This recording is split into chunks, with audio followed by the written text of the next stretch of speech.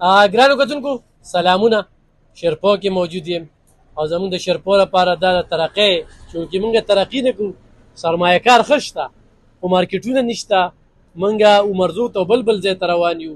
نو اوس چې کوم دی په شیرپو کې شا فارمیسي ډېره شیرپو له یو بله ښکلا ورکړه، نورې فارمیسي هم شته، هغوی منع نه کوو، خو دې سره شیرپو مخ په وړاندې ځي. او بیا چې کوم دی نو په شیرپو صاحب ډیپټي سیکرټري پښتونخوا هغوی راغلي وو، هغوی باقاعده چې کوم دی نو افتتاح یې وکړه، هغه هم ډېره زیاته مننه. نو ما سره د شاه صاحب فرزند دی، څه دی نوم دی یار؟ معین خان. معین خان څونه تجربه دی؟ زما خو 3 کاله تجربه د فارمیسي هیل ټیکنیشن دواړه. ډیپلوما دی پکې کړی که نه څه؟ نه ډیپلوما مې سټارټ ده، فرست سیمسټر شروع دی. اکثر په دې بعضې دوکانونو کې ماشومان یې نو ګولۍ ته یو غواړي ورکړي بله. نه نه هغسې خو پوهېږو لږ ډېر خو هر څه پوهېږي او پلار د سري وي. پلار سوي ښه د نشې ګولۍ دې باره کې تا ته څه هدایت دی چې دا چاله ورکې؟ نشې خو سخت منې کړی ما چې نشې ګولۍ به هېڅ چاله نه ورکې که بغیر د پرسکرپشن نه. پرسکرپشن کې رالو حتی حکرانه لو چاله نه ورکړه. او پرسنټیج هم څه لګولي؟ پرسنټیج خو فلحال 10 دی، انشاءالله چې 12 ته ووړي. صحیح.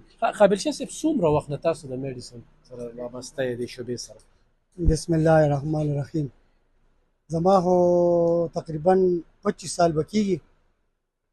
زه خپله فارمیسي ټیکنیشن یم سرکاري، ویمن اینډ چلډرن هاسپټل رجاړ کې ډیوټي کوم او لګي وو، بس خپل خدمت کوو.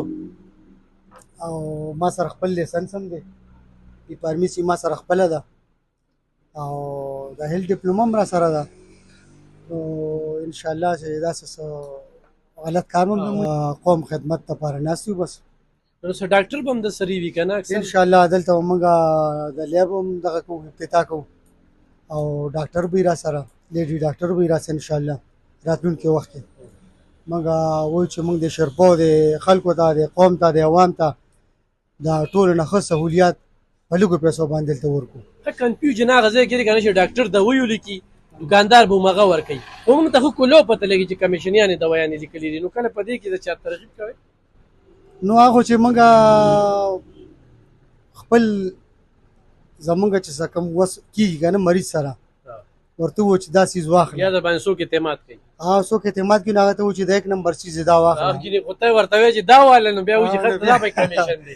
نو مونږ خو 1 نمبر شی ورکوو. جی صحیح. ګرانو کتونکو دا ډېر غټ کنفیوژن دی دوکاندار ته، ښه چې دلته ډاکټر د ویو لیکي، اوس زما قابل شاه سره تعلق دی، نو ما د قابل شاه وایي چې د یاره دا نه دی استعمال کا، نو زما خو اعتماد دی زه یې خولم، خو چېرې دې بل چا ته ده وایي نو کلو به دا وایي چې تا دې کې کمیشن دی، هلته کې ډاکټر چې کوم دی نه بیا دغه دی. بهرحال په دې بیا چېرته بحث کوو. په شیرپو صاحب ډېره زیاته مننه چې خپلې علاقې ته خپلې ضلعې ته چارسدۍ ته ډېره زیاته توجه ورکوي.